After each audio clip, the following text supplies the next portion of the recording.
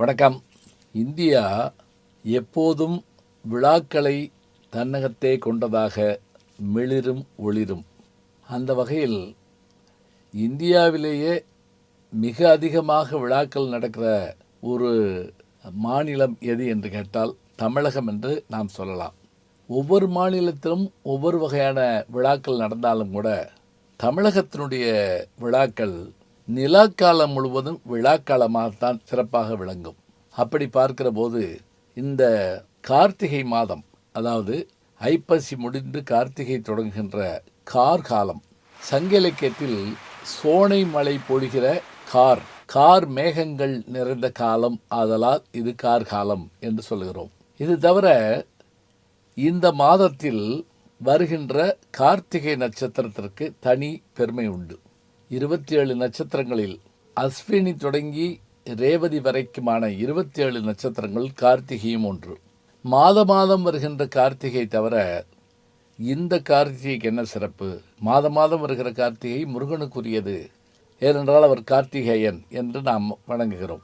இந்த மாதத்தில் தான் கார்த்திகை நட்சத்திரங்கள் விண்ணில் தெளிவாக ஆகாயத்தில் தெரிகிற காலம் இந்த காலம்தானா. எப்படி மார்கழி மாதத்தில் ஆண்டாள் வெள்ளி எழுந்து வியாழம் உறங்கிட்டுன்னு சொல்கிறப்ப 2 நட்சத்திரத்தை குறிப்பிடுறாளோ, அதுபோல் 6 கார்த்திகை நட்சத்திரங்கள், 7 நட்சத்திரங்கள் கொண்டது ஓரியன் கூட்டம் நம்ம சொல்லுவோம். பாருங்கள், தமிழர்கள் விண்ணில் தெரிகின்ற நட்சத்திரங்கள், அதே போல் நிலவு, சூரியன் இவற்றை வைத்து கொண்டு தான் தங்களுடைய வாழ்க்கை முறையை அவர்கள் நெறிப்படுத்தி இருக்கிறார்கள். அதன்படி இந்த கார்த்திகை நட்சத்திரம் தெரிகின்ற இந்த காலங்களில், கார்காலத்தில் இருள் சூழ்ந்த இந்த நேரத்தில் மழை பெய்து ஓய்கிற போது விளக்கிட மழை கிழக்கிட என்பது ஒரு பழமொழி. அதன்படி இருள் விலக விளக்குகள் ஏற்றப்படுகின்றன. அது குறிப்பாக எண்ணெய் தீபங்கள், கோவில்களிலே தீப்பந்தங்கள் என்று இருக்கும். சரி, இது தவிர இந்த விண்ணில் தெரியும் நட்சத்திரங்கள், வீட்டில் ஏற்றும் விளக்குகள், இவை தவிர நிலவு ஆகாயத்தில் முழு நிலவாக தோன்றும். பூரணமான இந்த நிலவு தோன்றுகிற இந்த நாளில் வேறொரு சிறப்பு உண்டு. என்ன என்று கேட்டால், புராண கதைப்படி எம்பெருமாட்டியாகிய உமாதேவி ஒரு முறை விளையாட்டாக சிவபெருமானுடைய கண்களை பொத்த உலகம் இருண்டு போனதாம். அதனால் சற்றே கோபித்த சிவபெருமான், நீ சென்று தவமிருப்பாயாக என்று சொல்ல, அந்த அம்பிகை தவமிருந்த இடம் திருவண்ணாமலை. அப்படி தவமிருந்த போது அந்த தவத்தை மெச்சி அவரே அவரை இடப்பாகத்திலே அமர்த்தி வைத்து கொண்ட இடம்தான் அந்த திருவண்ணாமலை.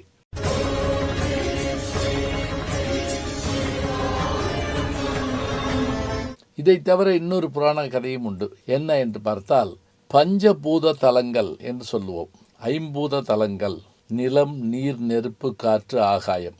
அதில் நெருப்பு தலமாக விளங்குவது திருவண்ணாமலை. அண்ணா நாடு என்று ஒரு காலத்திலே இது பெயர் பெற்றிருக்கிறது.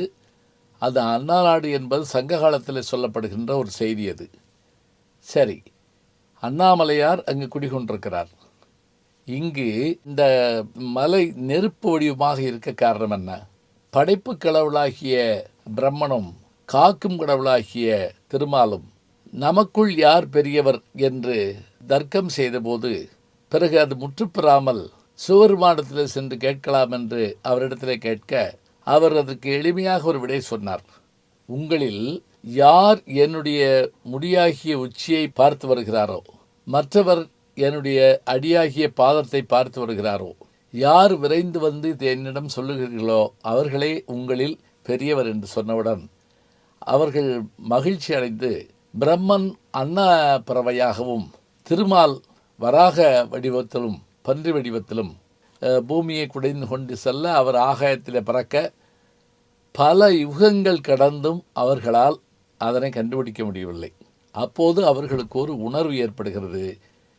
பெரியவர்கள் நாம் இல்லை, நம்மை காட்டிலும் பெரிய சக்தி ஒன்று இருக்கிறது, அதுவே எம்பெருமான் சிவபெருமான் என்று சொல்ல, அதன்படி அவர்கள் மீண்டும் இறைவனை வணங்குகிறார்கள். மாலரியா நான்முகனும் காணா மலையிலனாம் போலறிவோம் என்றெண்ணி பொக்கங்களே பேசும் பாலூறு தேன்வாய் படிரி கடைதிடவாய் என்று மாணிக்கவாசகர் பாடுகிறார் என்றால், மாணிக்கவாசகர் திருவம்பாவை பாடியதே அங்குதான். எங்கே? திருவண்ணாமலையில்தான். அதே போல அருணகிரிநாதர் திருப்புகழ் பாடுவதற்கான வரம் பெற்ற இடம் அந்த திருவண்ணாமலை தான். இப்படி திருவண்ணாமலையை பற்றி அதனுடைய வடிவத்தை பற்றி சொல்லிக்கொண்டே இருக்கலாம். அங்கு எம்பெருமான் இப்படி நெருப்பொடிவிலே காணப்படுகிறார். அந்த மலையே நெருப்பொடிவமானது. அதனால தான் அந்த உச்சியிலே தீபம் ஏற்றப்படுகிறது. கார்த்திகை திருக்கார்த்திகை இன்று டிசம்பர் மாதம் 13ஆம் தேதி வெள்ளிக்கிழமை மாலையிலே எம்பெருமானும் எம்பெருமாட்டியும் வெளியிலே வீதி வலம் வருவதற்கு வரும்போது ஆகாயத்தில் குறிப்பாக நிலவு தோன்றும். இங்கே அந்த மலையிலே திருவண்ணாமலையிலே பர்வத குலத்தை சார்ந்தவர்கள் பெரும் அண்டா ஒன்றை எடுத்துக்கொண்டு மேலே கொண்டு வந்து 3000 கிலோ நெய் வைத்து அதில் திரி போட்டு அதில் விளக்கேற்றுவார்கள்.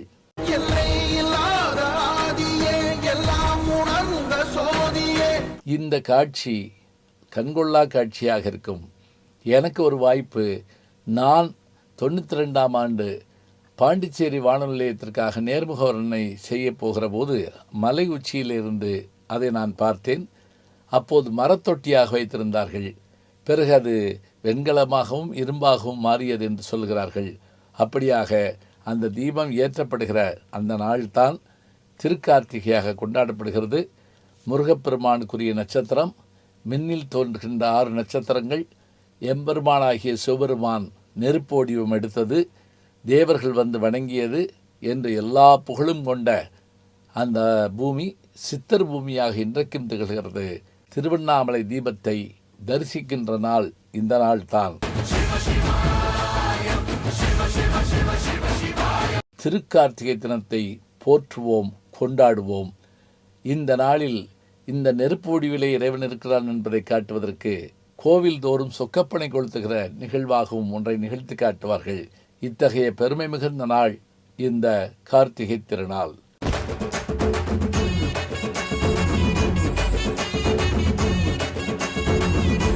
விழாக்கள் நிறைந்த நகரமாக, நாடாக நம்முடைய தேசம் எப்போதும் ஜொலித்து கொண்டிருக்கிறது.